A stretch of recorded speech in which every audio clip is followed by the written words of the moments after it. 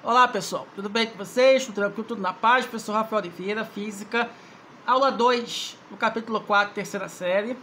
Nós vamos ver nessa nossa videoaula as transformações gasosas, né? Em função das variáveis de estado que nós conhecemos e estudamos na semana passada. Inclusive nós vimos, né, o que é a temperatura crítica, o ponto crítico e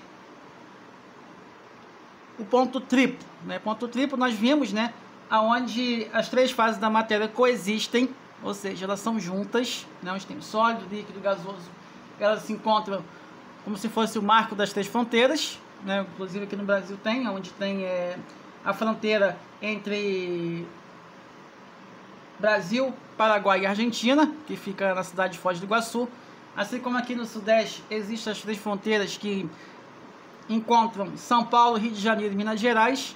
Assim também acontece nos três estados físicos da matéria. E nós vimos, né, também que a diferença entre vapor e gás, o vapor ele pode ser líquido que efeito, ou seja, voltar para o estado inicial, mas o gás não. O gás, quando ele ultrapassa uma temperatura, né, que nós chamamos de temperatura crítica, não tem como mais voltar. Aí já o fenômeno, já é um fenômeno mais físico, fenômeno químico, tá?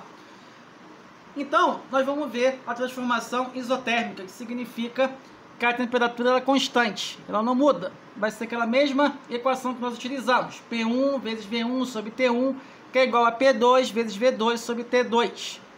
Quando a temperatura é constante, você só vai trabalhar com as variáveis pressão e volume. E também nós temos a transformação isobárica, pressão constante, e a volume constante. Então, analisando aqui, né, quando você tem um becker, né, está sendo aquecido, você vê essas moléculas que estão separadas. Significa o quê? Que ela está no estado gasoso. Você tem uma pressão inicial em atmosfera e você vai ter uma pressão final também em atmosfera, né? Nós vimos aqui que a pressão ela o quê? Aumentou, né? Ela dobrou. E quando a pressão dobra, o volume, o que acontece? Ela vai se reduzir à metade, certo? Então você tem o P1 igual a P, V1 igual a V, e P2 é igual a 2P, V2 é igual ao meio de V, tá? Você tem essa curva aqui no diagrama PV, certo? E você vai ter essa curva aqui, que nós chamamos de isoterma, tá? Isoterma significa onde a temperatura é constante. Aí você tem o final e o volume inicial. Aqui, se tivesse somente aqui, o volume seria o quê? Constante, tá? E quando tem essa linha aqui, essa linha horizontal aqui de baixo, a minha pressão é constante. Aqui nós temos três curvas, tá? Curva A, curva B, curva C, tá? São três isotermas, tá? E quanto mais afastado está aqui desse diagrama, a temperatura é maior. Então essa temperatura aqui é maior do que a segunda e a segunda é maior do que a primeira, porque conforme vai se afastando. A transformação isobárica, transformação a pressão constante. Nós temos transformação isobárica, né? Então nós vemos o seguinte, que nós temos a pressão atmosfera, você tem um volume inicial igual a V, a temperatura inicial igual a T, e quando você tem uma pressão constante, né, o volume vai dobrar, a temperatura também vai dobrar, né, que significa que o volume é proporcional à temperatura. Conforme o volume aumenta, a temperatura também aumenta, tá certo? Assim como ao contrário, na transformação isotérmica, a pressão e o volume são inversamente proporcionais, tá? Nessa transformação, a pressão fica constante, aumentando o volume, a temperatura aumenta proporcionalmente. Essa é a primeira lei de Gauss-Luzak, tá? A outra é a lei de Boyle, né? Quando você tem o diagrama V sobre T, né, em função de T, você vai aumentar a temperatura, então você vai ter um volume maior. Então vai ser volume inicial V0 sobre T0, que é igual a V sobre T.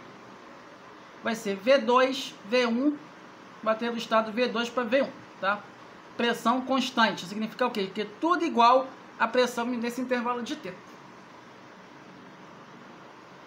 E quando você tem a transformação isométrica ou isocórica, nessa transformação o volume fica constante. Aumentando a pressão, a temperatura aumenta proporcionalmente, que é a segunda lei de Gauss-Luzak, certo? Então, se você tem a pressão 1, temperatura também T, e conforme você aumenta a pressão, a temperatura também aumenta. São situações proporcionais, tá? aqui no gráfico você vê quando tem essa reta aqui perpendicular vertical, tá? Isso significa que o volume o quê? É constante. Então você vai aumentar proporcionalmente a pressão em função da sua temperatura.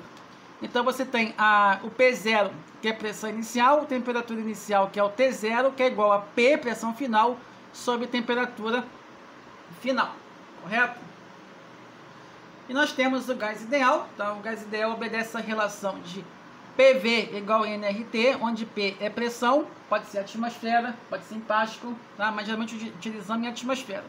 V, volume inicial, N, número de mols do gás, T, temperatura.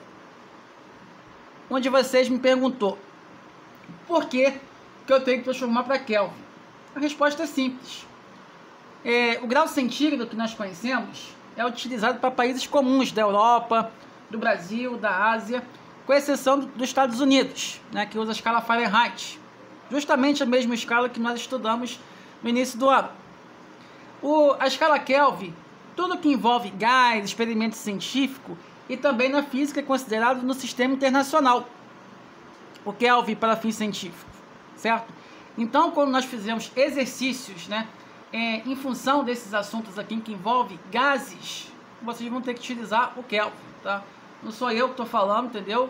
Apenas eu tenho que ensinar o que realmente é proposto, entendeu? Se eu abrisse uma exceção para poder usar o Celsius, o professor estaria fazendo uma grande falta, né? Porque quando vocês forem fazer o vestibular, o Enem, e quiser fazer vestibular fora do Rio, né? Tipo PISM, Juiz de Fora e a FUVEST de São Paulo, cair problema desse assunto, vai ter que usar Kelvin. Aí vai ser, o meu professor utilizou o Celsius, errei a questão.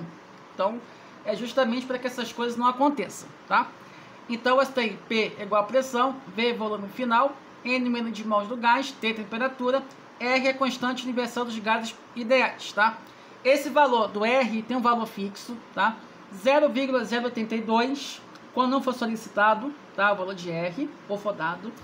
E 8,3 Joule vezes Kelvin, porque quando for dado em Joule. Fora disso, vai ser sempre utilizado 0,082, tá? Então, para poder qualificar um gás ideal, a pressão tem que ser baixa, movimento ordenado dos gases, temperatura em Kelvin. Deu em Celsius iniciado, eu vou ter que somar 273. Só que eu tenho que colocar tudo detalhado para mim, para que eu possa ver a organização de vocês, ver o entendimento de vocês, tudo separadamente, mas com calma, né? Se sentir dificuldade, vocês sabem como fazer. Procurar o professor, que o professor vai ajudar, certo? Então, isso aqui é o diverso 7, tá? Da apostila, tá? Os exercícios não estão em ordem, tá? Eu peguei para poder manter o texto fiel e para que nós possamos fazer os exercícios tranquilamente. Tem-se 5 mol de moléculas de gás ideal a 27 graus Celsius e sob pressão de 5 atmosferas.